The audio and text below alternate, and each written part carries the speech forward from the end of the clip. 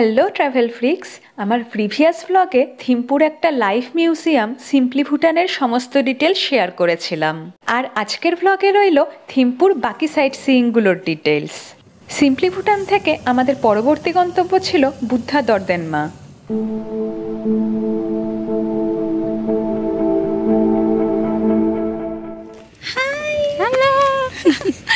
পৌঁছে গেছি বুদ্ধা দর্দেনমাতে। তো এখানে আসতে আমাদের টাইম লাগলো 10-15 মিনিট। এখানে কোনো টিকিট কাটতে হবে না, এন্ট্রি ফ্রি। থিম্পুর সবচেয়ে আকর্ষণীয় স্থান হলো 3000 ফিট উচ্চতায় একটি পাহাড়ের ওপর নির্মিত এই বুদ্ধা ভিউ পয়েন্ট, যেখানে রয়েছে 169 ফিট উঁচু একটি বুদ্ধ মূর্তি। এখান থেকে সামনে পাহাড় আর পুরো থিম্পু শহরের খুব সুন্দর ভিউ পাওয়া যায়। আমরা এখন এই বুদ্ধা স্ট্যাচুটার ক্লকওয়াইজ পরিক্রমা করব, কারণ বৌদ্ধ ধর্মে মানা হয় যে পৃথিবী হলো স্থির আর সূর্য তার চারদিকে ক্লকওয়াইজ ডাইরেকশনে মুভ করছে, যাতে পৃথিবীর সব কোণায় সূর্য তার আলো দিতে পারে। এখন আমরা ঢুকবো মিউজিয়ামের ভেতরে। এখানে ভিডিওগ্রাফি অ্যালাউড না, তো আমি ভিডিও এখানেই স্টপ করছি।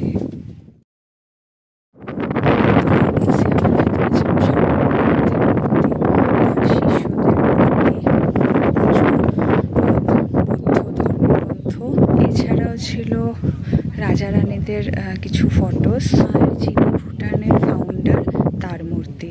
এখানে একটা ছোট্ট টেম্পল আছে, সেটার ভেতরেও ফটোগ্রাফি অ্যালাউড না, সো ক্যামেরা এখানেই বন্ধ করে ভেতরে ঢুকছি। তো মন্দিরের ভেতরে ছিল বৌদ্ধ ধর্মের বিভিন্ন ভগবান এবং তাদের ধর্মগুরুদের ছবি প্লাস মূর্তি। এছাড়াও ছিল বর্তমান রাজার থ্রোন এবং তাদের ধর্মগুরুদের থ্রোন। আর আমরা সব জায়গায় দেখেছি বৌদ্ধ মূর্তির সামনে জল অফার করা হয়। রাইডের থেকে জানলাম জল হলো চিপেস্ট থিং যেটা অফার করতে পারে যে কেউ।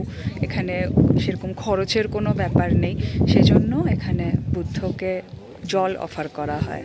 আর সব থেকে ইন্টারেস্টিং যেটা ছিল মন্দিরের ভেতর, সেটা হলো 1000টা ছোট ছোট শাক্যমুনি বুদ্ধের স্ট্যাচু। সেটা দেখতে অসাধারণ লাগছিল। অন্যান্য দেশে যেমন জিডিপি মেজার করা হয়, কিন্তু ভুটানের স্পেশালিটি হলো এখানে ন্যাশনাল হ্যাপিনেস মেজার করা হয়।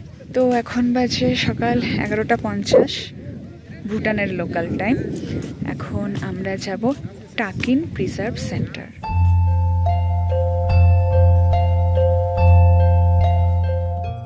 চিত্রক 2018 সালে এখানে এসে এই ছোট্ট রোড সাইড জিমটা ট্রাই করেছিল। তো এখনো চাইল্ডহুড মেমোরি অ্যাগেইন রিপিট করবে।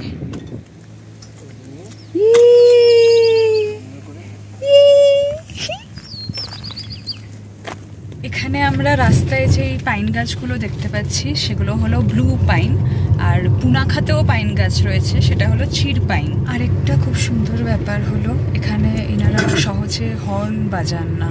গাড়িতে হর্ন রয়েছে, কিন্তু সেটা খুব রেয়ারলি ইউজ করা হয়। এখনো পর্যন্ত মাত্র একবার হর্ন ইউজ হয়েছে গত 2 দিনে।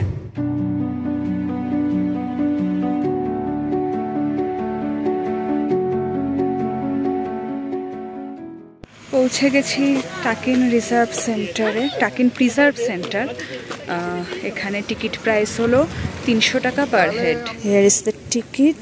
এখানে টিকিটে প্রাণীটার ছবি রয়েছে। এরকম অদ্ভুত দর্শন প্রাণী আর কোথাও দেখা যায় না। এই টাকিন প্রিজার্ভ সেন্টারটি ঘন পাইন জঙ্গলের মধ্যে অবস্থিত। টাকিন হলো ভুটানের ন্যাশনাল অ্যানিমেল। এই প্রাণীটাকে শুধুমাত্র ভুটানেই পাওয়া যায়। যে ফার্টিলিটি গড ছিলেন ম্যাডম্যান, তিনি এই প্রাণীটাকে তৈরি করেছিলেন। এই প্রাণীটার বডি গরুর আর ছাগলের মাথা, গরু আর ছাগল মিলিয়ে এই প্রাণীটা তৈরি হয়েছে। এটা হলো বার্কিং ডিয়ার। যেগুলোর শিং নেই সেগুলো হলো স্ত্রী প্রজাতি, আর যেগুলোর শিং আছে সেগুলো হলো পুরুষ। দেখা মিলল ইয়াকেরও। আমাদের টাকিন প্রিজার্ভ সেন্টার ঘোরা কমপ্লিট। পুরোটা ঘুরতে প্রায় 1 ঘন্টা লাগলো। রেস্টও নিয়েছিলাম মাঝে মাঝে, তো সেজন্য টাইমটা একটু বেশিই লাগলো। তো এখন বাজে দুপুর 1:15। এখন আমরা যাচ্ছি লাঞ্চ করতে। অন দ্য ওয়ে একটা ভিউ পয়েন্টে দাঁড়ালাম, যেখান থেকে থিম্পুসংয়ের খুব সুন্দর ভিউ পাওয়া যাচ্ছিল।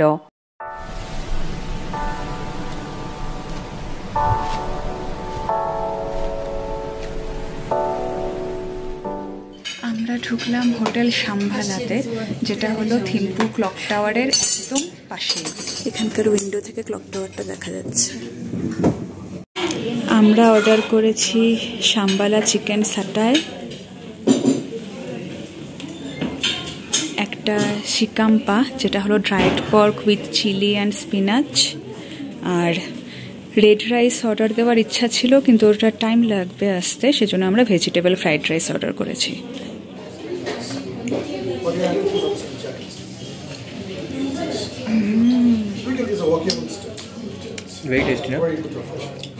শেষ পাতে অর্ডার করেছিলাম চকলেট আইসক্রিম। লাঞ্চ কমপ্লিট, খাবারটা অসাধারণ ছিল। তো এখন আমরা যাব মেমোরিয়াল চর্টেন। চর্টেন কথার অর্থ হলো বিশ্বাসের স্থান। ভুটানের তৃতীয় রাজা, যাকে ফাদার অফ মডার্ন ভুটান হিসাবে মান্য করা হয়, তার অনারে এই চর্টেন তৈরি করা হয়েছিল। চর্টেন ভিজিট কমপ্লিট। এখন আমরা যাচ্ছি আমাদের আজকের লাস্ট ভিজিটিং পয়েন্ট, চাঙ্গাংখা মনাস্ট্রি। এসে গেছি চাঙ্গাংখা মনাস্ট্রির কাছে। এখানে আমাদের 500 টাকা পার হেড দিয়ে টিকিট কাটতে হবে। এখান থেকে থিম্পু শহরের খুব সুন্দর ভিউ পাওয়া যায়। এখানে স্থানীয় দেইটি তামদ্রিনের নামানুসারে নবজাতকদের নামকরণ করা হয়। এই টেম্পলটাকে নেম গিভিং টেম্পল বলা হয়। এখানে যখন কোনো বাচ্চার জন্ম হয় তাকে এই মন্দিরে এসে নামকরণ করা হয়। মন্দিরের ভেতরে ভিডিওগ্রাফি অ্যালাউড না। মন্দিরের ভেতরটা খুব সুন্দর। এখানে একজন লোকাল ডেইটি আছেন, যার নাম অনুসারে এখানকার নিউবর্নদের নামকরণ করা হয়। এছাড়াও 11টা মাথার একটা বুদ্ধা মূর্তি আছে, সেটাও খুব সুন্দর লাগলো দেখতে। তো আমরা আজকে টোটাল 5টা পয়েন্ট সাইট সিইং করলাম। এছাড়াও এখানে আছে করোনেশন পার্ক, কাশি চোজং, যেটা কিনা ভেতরে ঢুকতে দেয় না। আপনাদের যদি দেখার ইচ্ছে হয় এগুলোও আপনারা সাইট সিইংয়ে ইনক্লুড করতে পারেন, কিন্তু আমার মনে হয় না টাইম সেভাবে পারমিট করবে। আমরা এখন এসেছি এখানে একটা হ্যান্ডিক্রাফট দোকানে, লুমটা হ্যান্ডিক্রাফট। চলুন এবার দোকানের ভেতরটা দেখানো যাক।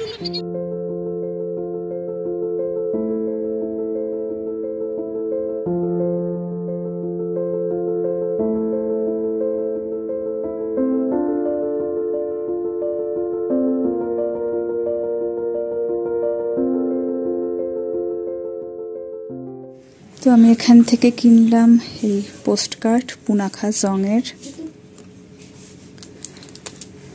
এই ফ্রিজ ম্যাগনেট টাইগার নেস্টের, আর দুটো এভিলাই নিলাম, একটা পেঁচি আর একটা হাতি। এই হলো দোকানটার কার্ড। তো আমাদের আজকের মতো সাইট সিইং কমপ্লিট, ঘোরাফেরা কমপ্লিট, সুভেনিয়ার কেনা কমপ্লিট। এখন আমরা হোটেলে ব্যাক করছি।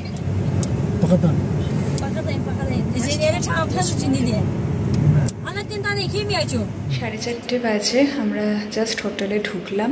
এসে দেখি আমাদের রুমের সামনে জল আর চায়ের সরঞ্জাম রেখে দেওয়া হয়েছে। তো এখন ফ্রেশ হয়ে একটু রেস্ট নেব, আবার ডিনারে দেখা হবে।